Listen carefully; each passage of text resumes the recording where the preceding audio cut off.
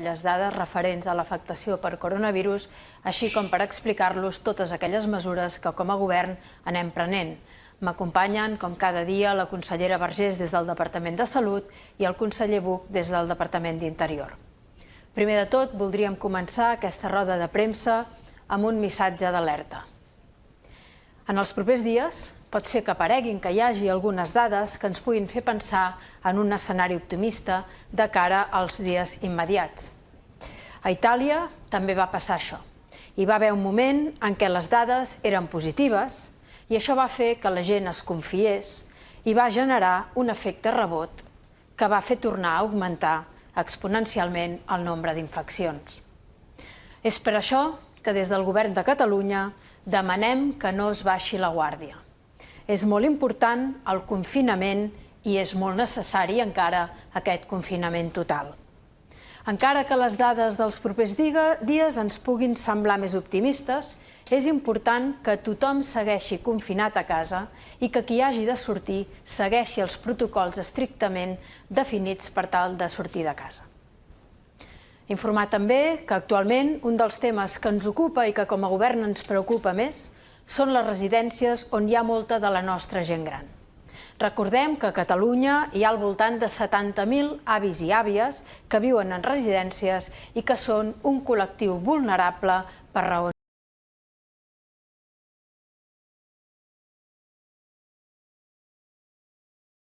de treball, el Chakir El Homrani, també amb l'Associació Catalana de Recursos Assistencials, per tal de poder estudiar totes aquelles mesures que s'estan prenent i totes aquelles mesures que caldrà prendre. En aquest sentit, en acabar aquesta reunió, s'informarà tant de les conclusions com de les noves mesures que s'hagin acordat. Com hem anat repetint també aquests dies, i volem seguir insistint, ens preocupa tant la crisi sanitària que s'ha generat com la que també vindrà sobrevinguda, la crisi econòmica i la crisi social.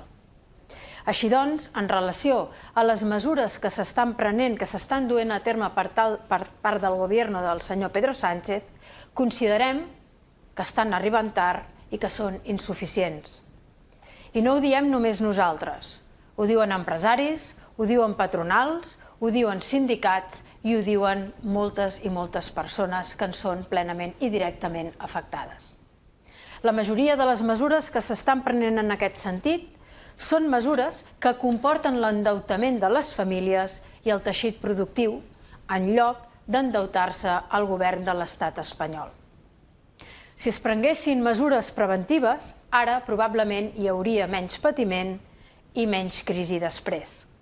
Per això, des del Govern de Catalunya, seguim demanant una renda bàsica universal, és a dir, una prestació econòmica que rebin els treballadors mentre dura el confinament, seguim demanant injecció de liquiditat a l'economia, seguim demanant suport a pimes, empreses i autònoms mitjançant crèdits i oferint liquiditat, seguim demanant la suspensió del pagament dels impostos, quotes, lloguers i subministres i, en casos que sigui necessari, que es puguin condonar els deutes, que es puguin ampliar les condicions de força major per tal que les empreses puguin acreditar els ERTOs i que s'elimini l'objectiu de dèficit i el sostre de despesa per tal que les administracions puguem destinar més recursos o el superàvit a mesures per pal·liar els efectes d'aquesta crisi. També demanem agilitzar la burocràcia per fer els tràmits a les empreses i als ciutadans més fàcils. En l'àmbit de les mesures que el govern va prenent per fer front a aquesta crisi, recordar que ahir el govern va anunciar la gratuïtat del transport públic de tot Catalunya mentre duri aquest estat d'excepcionalitat. Aquesta és una mesura que vol reconèixer la tasca que està duent a terme la gent que treballa en els serveis essencials. Hem de garantir una mobilitat fàcil a tots aquests treballadors i que tinguin els menys costos possibles. S'ha de mantenir la liquiditat a la butxaca de la gent i també de les empreses. Aquesta mesura vol també ser un reconeixement per les persones que ens permeten viure en el confinament. Recordar que els bitllets s'hauran de seguir validant, però els viatges no es descomptaran i que aquesta mesura entrarà en vigor a partir de demà dijous. S'han expressat dubtes sobre si aquesta mesura podia estimular una mobilitat que pretenem que vagi a la baixa. I entenem des del govern que no perjudicarà aquest objectiu. Confiem en la responsabilitat social de les persones i que per això continuaran movent-se només aquelles que s'han de moure per criteris d'excepcionalitat perquè estan duent a terme aquests serveis essencials. Es calcula que aquesta mesura de gratuïtat del transport públic implicarà una reducció d'ingressos d'entre 1,8 i 2,3 milions d'euros. Informar també que el conseller Calvet ha enviat una carta al ministre Ábalos demanant-li la gratuïtat dels peatges i per part de la Generalitat de Catalunya no descartem la possibilitat de fer-ho unilateralment a les nostres autopistes com són la C32, la C33 i la C16. Informar que la demanda de transport públic d'ahir va ser molt semblant a la de dilluns. S'ha mogut en la franja del 5 al 8% de la demanda habitual. Per aquest motiu, avui ja s'han introduït algunes modificacions de freqüència als ferrocarrils de la Generalitat de Catalunya i a les línies d'autobusos de l'àrea metropolitana. I demà també s'ajustarà l'oferta pel que fa referència al tram. També informar que fa una setmana, des del Departament d'Empresa i Coneixement, es va posar en marxa aquest portal web, aquest marketplace que en diem, per recollir i posar en contacte totes aquelles empreses que oferissin tecnologia, material sanitari o capacitat de producció de tot allò que ens ha de permetre lluitar o aturar la propagació de la Covid-19. Un marketplace virtual per posar en contacte empreses i fabricants de diferents punts de la cadena de producció i que ens permeti també impulsar la col·laboració empresarial per fer front a aquesta emergència sanitària. Aquest marketplace té un doble objectiu: proveir de material sanitari el sistema sanitari de Catalunya i que la indústria catalana compti amb tot aquell material de protecció necessari per poder desenvolupar la seva activitat amb tota seguretat. Ja els avanço que estem molt agraïts a la resposta del teixit empresarial català. Aquesta setmana hem vist casos de pimes, startups o empreses grans que estan posant la seva tecnologia i innovació al servei d'aquesta emergència, al servei del país. Exemples de solidaritat i iniciativa i compromís amb el país i amb tota la ciutadania. Més de 1.100 empreses han ofert ja els seus productes, tecnologia o capacitats a través d'aquest portal de la Generalitat. Des del Departament d'Empresa estan fent tot aquell procés de verificació d'aquestes empreses que puguin produir, que tinguin material homologat, que ja se n'han verificat a data d'avui unes 600 i que es publiquin les ofertes i demandes al marketplace. Per exemple, estem posant en contacte empreses que ofereixen teixits per fer bates amb empreses que poden fer el tall i la confecció però que no tenen el teixit. Les empreses que ja s'han apuntat al marketplace són d'àmbits com les mascaretes quirúrgiques i de seguretat, fabricants de matèries primeres necessàries per produir productes sanitaris, teixits, elàstics, plàstics, productes EPI i material sanitari de protecció, respiradors, desinfectants, també plataformes de teletreball, serveis i materials d'impressió en 3D. Per acabar, informar també que el govern està impulsant l'obertura gradual de totes les dades disponibles relacionades directa o indirectament amb la Covid-19, començant per aquella que ja s'ha publicat a Salut mitjançant l'Aquas. I així mateix, aquest departament s'ha posat a disposició de tots els departaments del govern, de manera que es puguin anar actualitzant totes aquelles dades relacionades amb el Covid-19 i posar-les a disposició de la ciutadania. I fins aquí, doncs, aquestes mesures que a dia d'avui s'han anat prenent per part del govern. Ara passem la paraula, com cada dia, al conseller d'Interior, el conseller Buch. Endavant, conseller. Bon dia, gràcies consellera. És per informar des del Departament d'Interior del que han estat les 24 hores darreres i també per donar algun altre consell. Pel que fa al camp de Mossos, Mossos i policies locals, l'activitat policial, al llarg de les 24 hores passades hem tingut 2 actuacions policials a requeriment sanitari o judicial. S'han identificat a 7.979 persones, s'han realitzat 8.470 identificacions a vehicles, s'ha tancat un establiment, s'han aixecat 5 actes de denúncia contra establiments, 8 detencions i 8.127 actes de denúncia contra les persones. Recordem que l'actuació amb els establiments i amb les persones són amb persones i establiments que trenquen aquest confinament i, per tant, ens posen en risc a tothom i la policia vetlla per la nostra seguretat, per la nostra protecció i per garantir aquest confinament. Pel que fa al trànsit, estem amb dades similars a les d'ahir. Fins a les 12 hores, a l'àrea metropolitana, la reducció de la mobilitat ha suposat un 75,29% pel que fa a la sortida de vehicles comparat amb un dimarts normal i d'un 75,69% d'entrada pel que faria també en comparació amb un dimarts normal.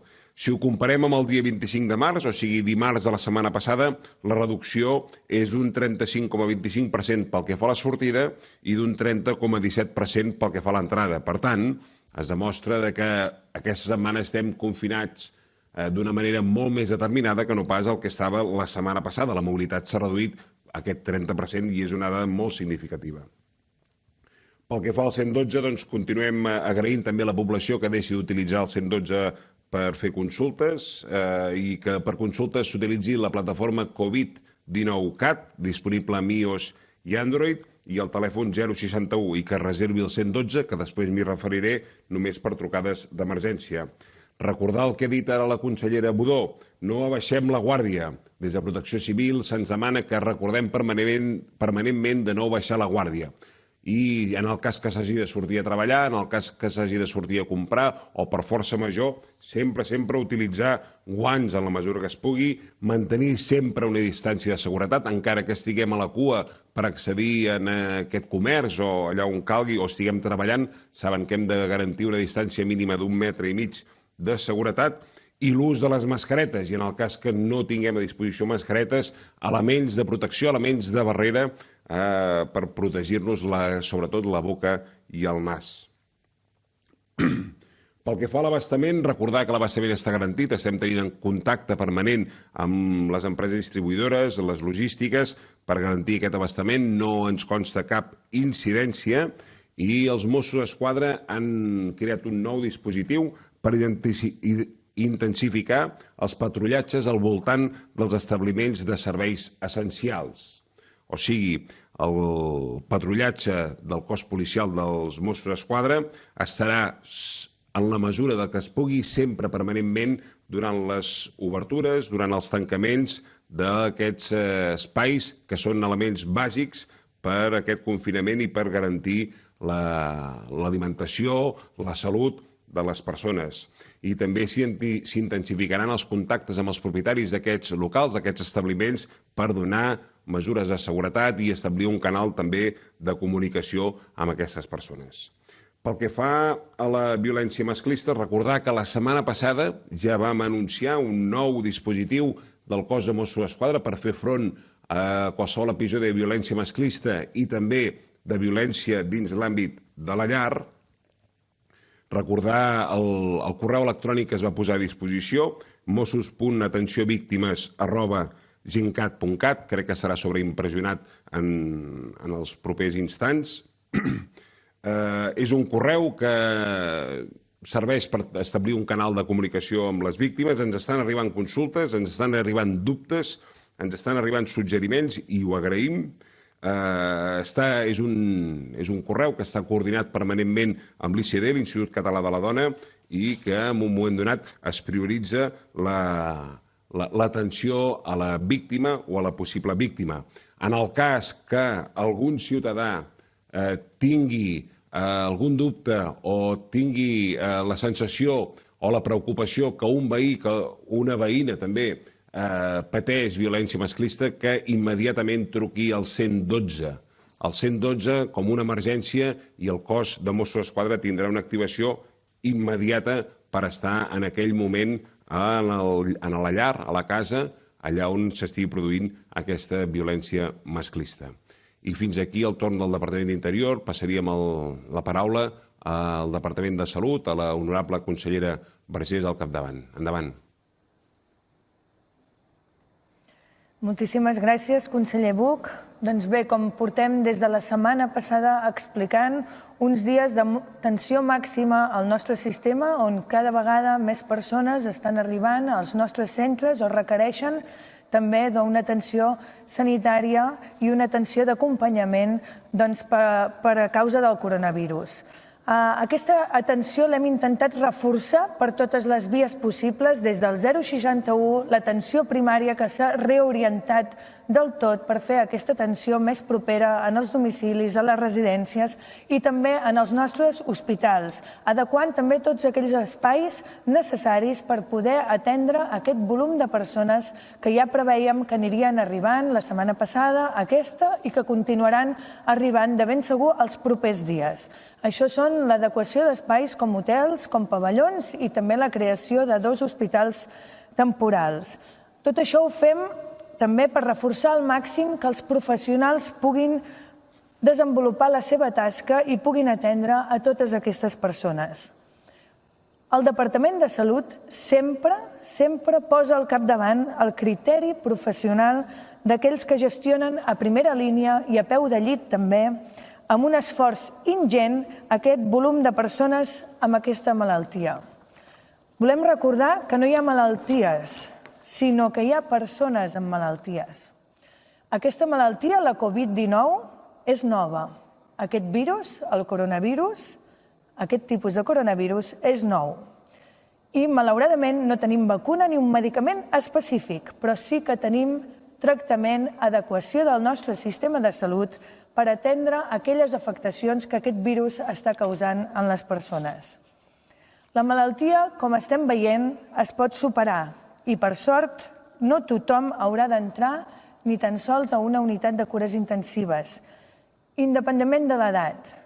Les persones ho passaran, moltes d'elles amb simptomatologia lleu, algunes d'altres que requereixen hospitalització convencional i que són ateses també en els nostres centres de salut, i algunes d'altres que necessiten aquest suport de les unitats de cures intensives que tant hem intensificat.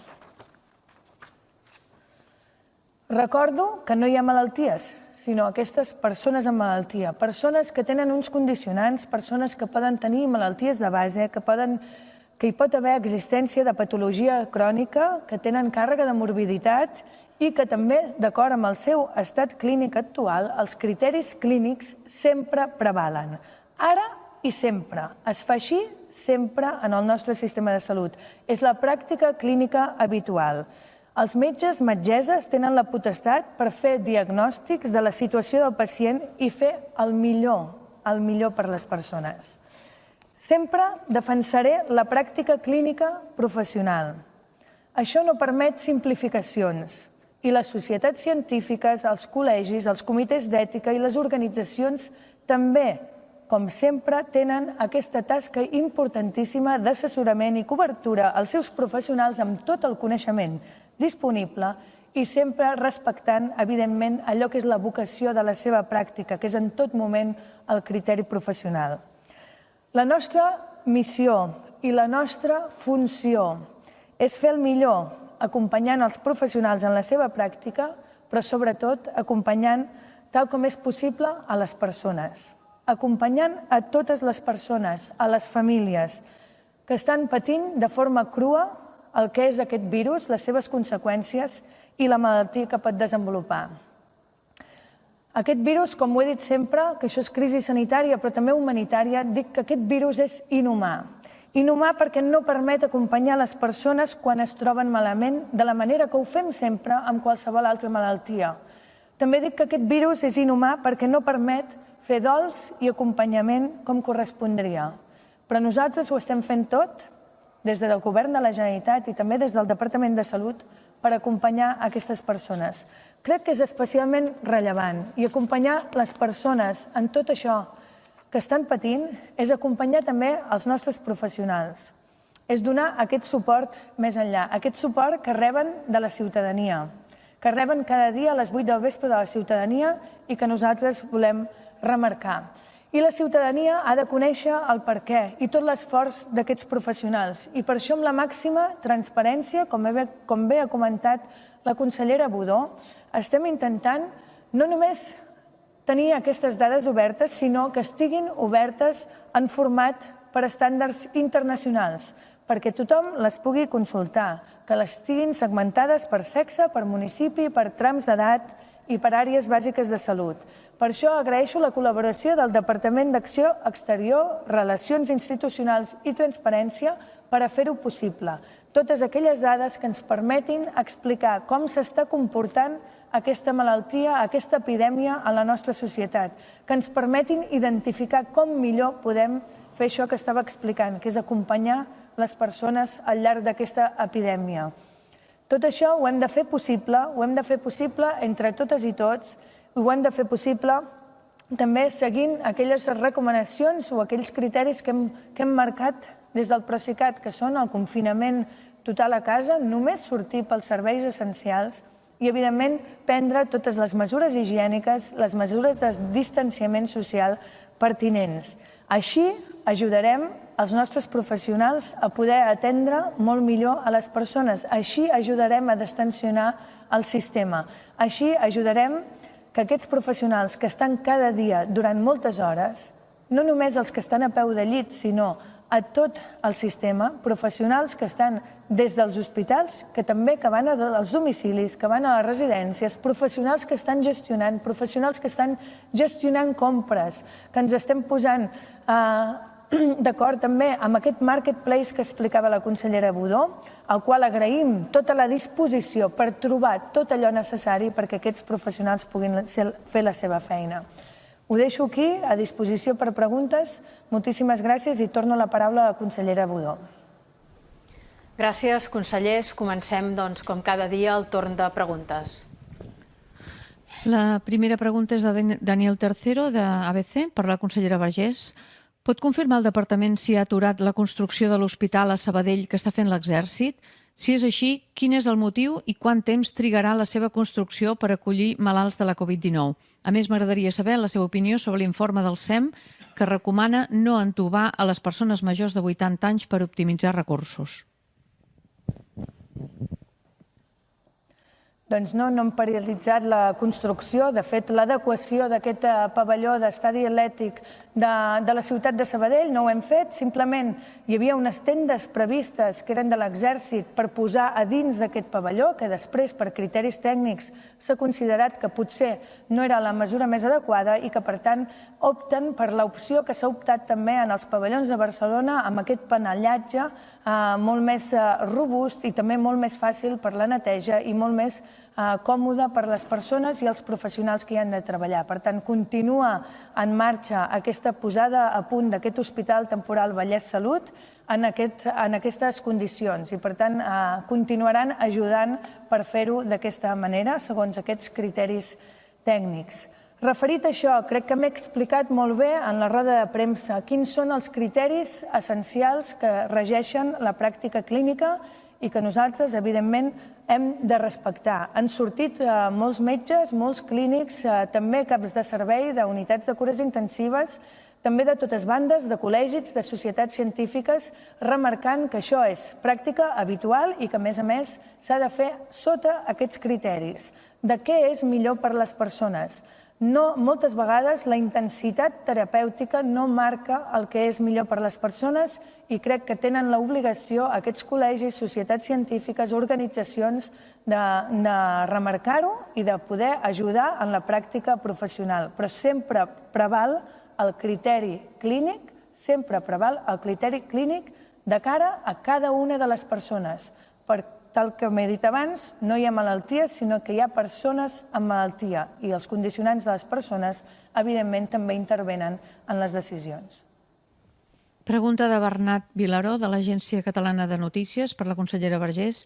Familiars de malalts en centres sociosanitaris es queixen de falta d'informació de l'evolució dels pacients perquè no reben cap trucada i desconeixen durant dies el seu estat. També denuncien diferències en l'atenció a les famílies entre centres. Salut està treballant en canviar aquests protocols? Doncs jo he dit en la meva intervenció que és una prioritat acompanyar les persones, que aquest virus és molt inhumà i ens incomunica moltes vegades i ens impedeix acompanyar a costat a les persones que estan patint la malaltia o que estan ingressades. Per això hem de posar tots els mecanismes més enllà dels sanitaris, perquè això no és estrictament sanitari, perquè aquestes persones es puguin comunicar, perquè els seus familiars puguin saber quin és el seu estat de salut. Tot això ho hem d'anar treballant en l'àmbit del Procicat i, evidentment, de tot el govern de la Generalitat de Catalunya perquè això sigui possible. Pregunta d'Oriol Capdevila, d'Ona Digital, per la consellera Vergés. Tenen dades evolutives de les 60.000 persones amb simptomatologia potencial de la Covid-19 i quadres lleus, als quals els equips d'atenció primària fan seguiment als seus domicilis?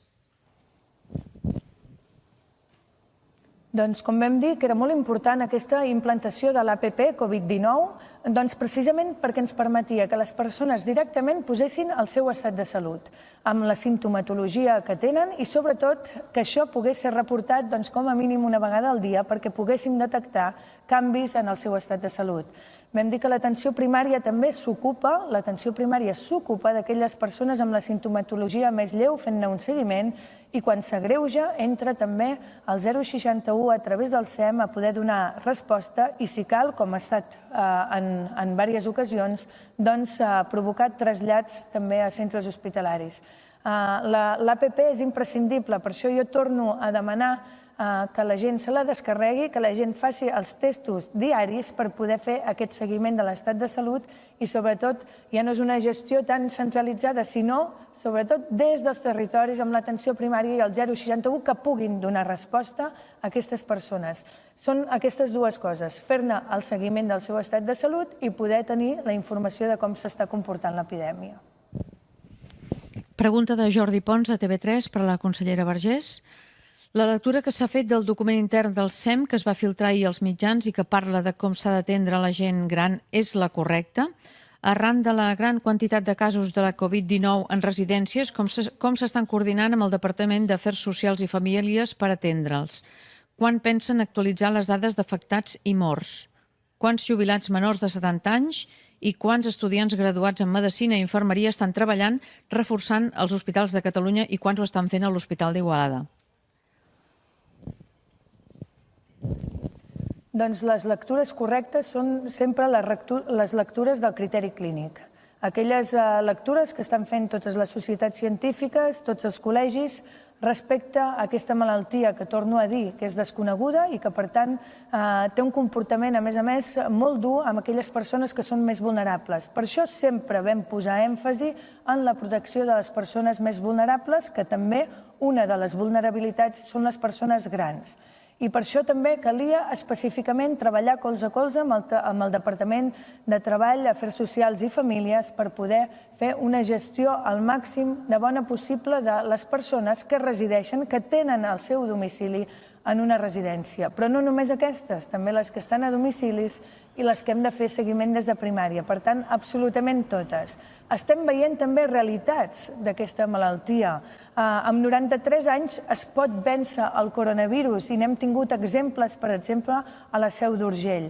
Per tant, tot allò que haguem de fer necessari perquè les persones puguin superar ho serà fet i tot allò necessari per acompanyar les persones que estan patint el coronavirus també es fa. Aquest és un esforç dels professionals i per això el màxim respecte a aquest criteri clínic i professional. El màxim respecte, perquè són els que prenen les decisions, sobretot a peu de llit, a primera línia d'atenció.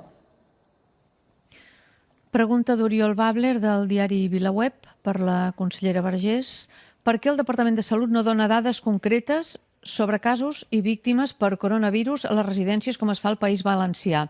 Fins ara ens assabentem de les afectacions per comunicats dels mateixos centres o per familiars. Doncs aquestes dades les podrà donar el Departament de Treball, Afers Socials i Famílies en un comunicat, roda de premsa, que serà aquesta tarda, perquè són els que tenen aquestes dades. Jo he explicat en diferents ocasions que nosaltres tenim dades de persones i que, per tant, no discriminem segons el seu domicili. Poder posar totes aquestes dades a disposició de la ciutadania, independentment de qui les diu, per tant, per part del Govern de la Generalitat, crec que està bé i és imprescindible. Pregunta de Camilo Vaquero, del País, per la consellera Vergés. Les dades dels catalans que utilitzen l'APP Stop Covid-19 estan protegides? Hi ha un acord per vendre aquestes dades i que les utilitzen altres persones? Poden fer mapes i fer-los públics? No, de cap manera hi ha cap acord per vendre cap dades d'aquests professionals i, evidentment, han passat tots els permisos de protecció de dades, com no pot ser d'altra manera. Estem parlant de dades d'estat de salut que són de la màxima protecció que tenim i, per tant, hem seguit amb rigorositat tot allò necessari per poder fer aquesta aplicació. Aquesta aplicació que ens permet seguir l'estat de salut de les persones i poder donar una resposta sanitària directament a les persones i també ens permet, evidentment, tenir aquesta informació d'aquests mapes de calor. Totes aquestes dades, com bé he explicat també, en els propers dies estem intentant maximitzar les dades obertes també en aquests formats internacionals que permetin comparar, evidentment, complint tots els estàndards internacionals, i això vol dir que la protecció de dades passa per davant de tot. Pregunta de Lluís Falgàs, de Televisió Espanyola Catalunya, per la consellera Vergés. Tots els llits d'UCI tenen respiradors? Demana resposta en català i també després en castellà. No, no tots els llits d'UCI tenen respiradors i sabem que necessitem més respiradors per poder-los incorporar a aquests nous espais d'UCI que hem tingut. No totes les persones que estan en una unitat de cures intensives necessitaran respiradors, com no totes les persones hospitalitzades necessiten una UCI, com no totes les persones que tenen la Covid-19 necessitaran un centre hospitalari. Hi ha diferent tipologia de pacients, com he pogut dir, i cada pacient ha de poder tenir l'atenció més adequada. Estem intensificant i vaig començar la setmana el dilluns parlant de la importància d'aquests respiradors, perquè molts pacients sí que necessitaran ventilació mecànica invasiva. Hem fet cerca, hem posat absolutament tots els ventiladors, no només del sistema de salut, sinó també dels instituts de recerca, de les nostres universitats i fins i tot d'altres àmbits fora del sistema de salut, els hem incorporat per a les nostres UCIs. Hem fet comandes i també hem demanat al Ministeri que ens proporcionin respiradors. Tot això ens ha de posar a peu d'aquests llits d'UCI més respiradors disponibles per a les persones, com també aquests respiradors 3D, aquests projectes que estem fent com a país que han de passar l'acreditació per estar disponibles pels nostres pacients. Demana de fer la resposta aquesta també en castellà. Pues no todas las camas de UCI tienen ventilador, como no todas las personas necesitan ventilación mecánica invasiva, como no todas las personas que están en hospitalización van a necesitar UCI, como no todas las personas que tienen la COVID-19 van a necesitar hospitalización. Esto creo que es importante remarcarlo. Dicho esto, estamos trabajando para tener el máximo de respiradores. ¿Cómo? Pues con los proyectos que han salido de los propios institutos de aquí y empresas de aquí que van a poner a disposición de nuestros hospitales, de nuestros pacientes, de estos respiradores, como los pedidos que hemos hecho, las compras que hemos hecho al exterior de respiradores también para ponerlos a disposición de estas UCIs, como también la petición de respiradores al Ministerio.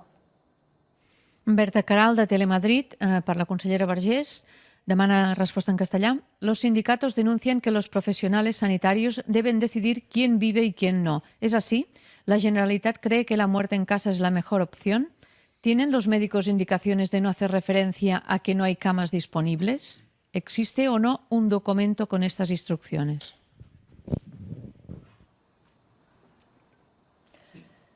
Pues siempre, como he remarcado, la práctica clínica y los criterios clínicos prevalecen por encima de todo y la decisión teniendo en cuenta la persona. He dicho antes, no hay enfermedades, sino hay personas con enfermedades. Siempre estas personas llevan consigo distintas prevalencia previa de enfermedades, cronicidad, comorbilidad y también el estado actual de salud. Siempre los clínicos, y yo no dudo nada de ningún profesional de nuestro sistema, van a decidir lo mejor para esa persona según su estado de salud actual y según sus condiciones personales. Pregunta d'Helena Garcia, de Ràdio 4, per la consellera Vergés. Davant la inquietant diferència en el recompte de traspassos censats a Igualada, per exemple, l'alcalde Castells afirma 140 mentre Salut va certificar i 75, s'ha posat ja en contacte amb les funeràries per apropar les dades? Hem d'entendre que hi pot haver decalatge arreu? Doncs sí, tal com vaig explicar ahir mateix, amb les funeràries hem estat fent una feina perquè nosaltres creiem que aquestes dades haurien de ser reportades per part de les funeràries perquè les poguéssim explicar i donar a la ciutadania. Nosaltres, des del Departament de Salut, les dades oficials que tenim són de registre de mortalitat i, per tant, no tenim les dades reportades per les funeràries. Això ha de canviar amb un ordre que jo mateixa signaré i perquè puguem donar aquí aquestes dades i no hi hagi aquestes diferències i sobretot aquest canvi de percepció de les persones. Nosaltres volem donar amb total transparència totes les dades que puguem tenir, però hem de generar els circuits per poder-les tenir perquè des d'un faristol oficial del Govern de la Generalitat de Catalunya puguem donar dades oficials. Pregunta de Marc Martínez Amat, de RAC1, també per la consellera Vergés. Malgrat que el confinament sembla que va per llarg, s'estan preveient ja els escenaris de retorn a la normalitat? El conseller Puigneró apuntava avui a RAC1 que una opció és un sistema d'acreditació dels que han donat negatiu al test de la Covid-19. La generalització dels testos serà necessària per revertir el confinament? Doncs certament hi ha d'haver persones treballant en aquests escenaris futurs. Nosaltres, des del Departament de Salut, avui tenim el màxim de persones ocupades i centrades en la gestió ara de l'emergència. Des de la setmana passada, aquesta, les properes, vam explicar que hi hauria moments de màxima tensió i això no treu que no s'hagin de treballar aquests escenaris futurs. Hi ha moltes eines, ens estem fixant en el que fan altres països i en el que han fet altres països. I, evidentment, les estratègies les decidirem com a govern de la Generalitat de Catalunya per veure quina és la millor estratègia de cara d'aquí a 2 mesos o d'aquí a unes setmanes poder tenir una estratègia per rebaixar mesures però per poder continuar controlant aquesta epidèmia. Pregunta de Joan Puig, de la República.cat, per la consellera Vergés. Quants tests han arribat a Catalunya fins ara i quants en tenen comprats? El govern espanyol quants tests ha lliurat a Catalunya? Bé, doncs dir que el govern espanyol no ha lliurat cap test a Catalunya. Des d'aquella intervenció un dissabte del president Pedro Sánchez, on va dir que hi hauria milions de testos a disposició de totes les comunitats, i que a mi se m'havia informat que el dijous següent potser podrien arribar a Catalunya, no han arribat cap ni un d'aquests testos. Ja van informar que havien sortit partides defectuoses i que, per tant, el Ministeri gestionava el retorn d'aquests testos. Nosaltres, però, ja havíem fet compres i havíem previst poder començar a incloure una estratègia de testos ràpids per poder valorar com ens ajudava això en el control de l'epidèmia. En vam rebre 25.000 que hem estat avaluant, que van amb una màquina i que es llegeixen per fluorescència i que, per tant, aquests testos els adequarem i els posarem a disposició dels nostres centres sanitaris, doncs sembla que molt properament i, per tant, pot ser demà que comencem a fer servir aquests testos ràpids en alguns dels nostres hospitals. Hospitals que no són els que ara tenen laboratoris, perquè recordem que a part d'aquests testos ràpids, la prova essencial que determina sí o sí si una persona és positiva o negativa amb tota fiabilitat continua sent les proves de PCR. Pregunta de Xavier Rius per a la portaveu Budó. Què passa a les residències? Per què no compareix el conseller El Homrani si està bé? Per què no donen xifres de morts?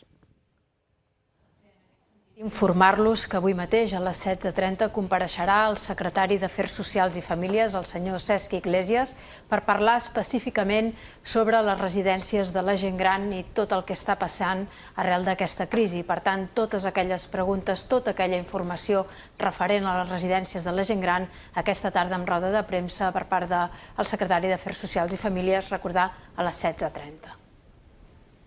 Pregunta de Marta Vallès, de Catalunya Ràdio, per la consellera Vergés.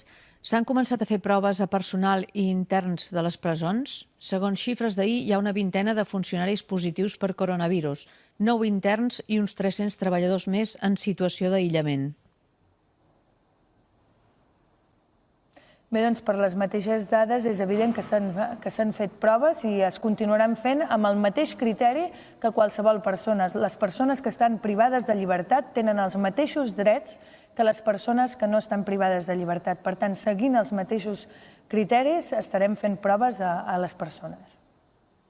Joan Faus, de Reuters, per la consellera Vergés també. Quina és la quantitat exacta de personal sanitari extra, com jubilats i estudiants, que s'incorporarà al sistema de salut? Ja s'han incorporat o quan ho faran?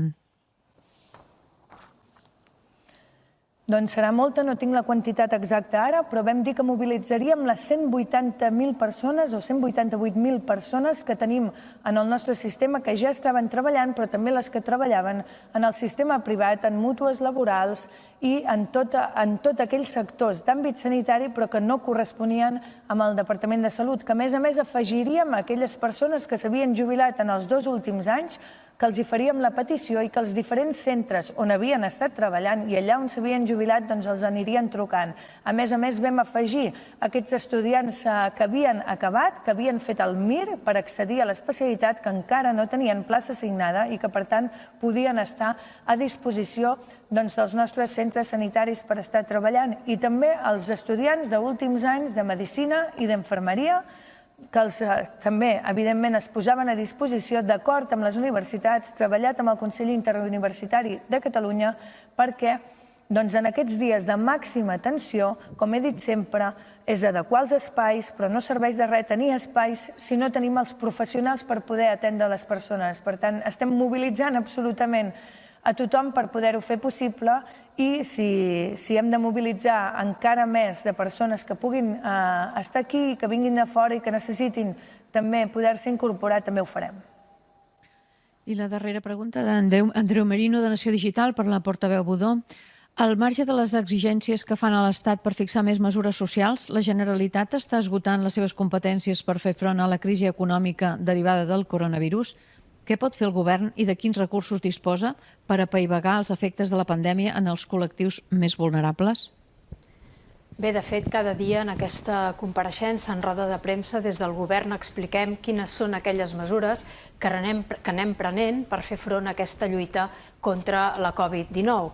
I en aquest sentit, recordar, per exemple, les que hem anat prenent i que, per tant, hem anat anunciant, com és, per exemple, l'aturada de lloguers del parc públic de la Generalitat de Catalunya, o reduir el 50% el cànon de l'aigua, també per facilitar i donar liquiditat a les empreses i a les famílies, dotar de gratuïtat el transport públic, una mesura que a partir de demà serà efectiva i que, per tant, a partir de demà el transport públic per totes aquelles persones que s'han de moure per anar treballant als serveis essencials tindran la gratuïtat del transport públic, l'aturada de la recaptació d'aquells impostos o d'aquells tributs que són tan propis com cedits, recordem el tema de les begudes ensucrades o el tema de l'impost de successions, de donacions, de transmissions patrimonials, ajudes fins a 2.000 euros per a aquells autònoms que han perdut ingressos arrel d'aquesta crisi, o disposar a disposició de les empreses aquest espai, aquest marketplace, per tal de treballar i dotar el país d'aquestes eines necessàries per fer front a la crisi, o els 80 milions d'euros que ahir vàrem aprovar del pla de contingència i recordar que hi ha un acord de govern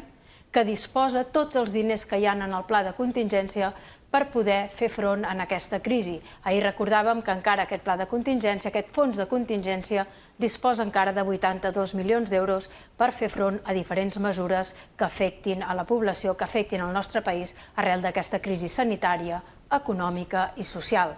O recordar també la línia de l'Institut Català de Finances i avalis per dotar liquiditat a empreses per valor de 1.000 milions d'euros, o els 61 milions d'euros que també des del Fons de Cooperació Local posem a disposició dels ajuntaments per tal de dotar-los de liquiditat perquè també des del món local puguin fer front a totes aquelles mesures necessàries per pal·liar els efectes del coronavirus. Aquestes són unes de les mesures, un resum d'algunes de les mesures que com a govern hem pres, ens seguirem prenent i seguirem posant a disposició tot allò que tinguem al nostre abast i de tot allò que en tinguem les competències. Bé, recordo que era la darrera pregunta i, per tant, fins aquí. Avui acabaríem la roda de premsa. Permetin-me recordar i acabar amb les mateixes paraules que he començat al principi. Els propers dies pot ser que comencem a tenir senyals de que les dades milloren i que ens puguin fer pensar que hi ha un escenari optimista, però en aquest sentit permetin-me encara demanar i fer aquest missatge d'alerta. És molt important que, malgrat aquestes dades que ens puguin fer pensar que la cosa va millor, no abaixem la guàrdia. És molt important que seguim aquestes instruccions de confinament total, que tothom es quedi a casa, que no surti si no és estrictament necessari, o bé per anar a treballar en aquells serveis essencials, o bé per anar a comprar allò que ens és de primera necessitat. Parlo de medicaments o parlo d'aliments. I que tothom es quedi a casa. És molt important. Recordem que a Itàlia, quan varen començar a tenir aquestes primeres dades positives, varen relaxar les mesures i això va fer que el brot es tornés a incrementar. Per tant, no caiguem en el mateix error, siguem conscients de que encara ens queda molta feina per fer i, per tant, és molt necessari encara aquest confinament a casa. I, per tant, agrair a tothom, a la ciutadania, aquesta corresponsabilitat, aquest confinament massiu, perquè crec que és la manera que podrem donar la resposta que necessitem per lluitar i millorar aquestes dades del coronavirus.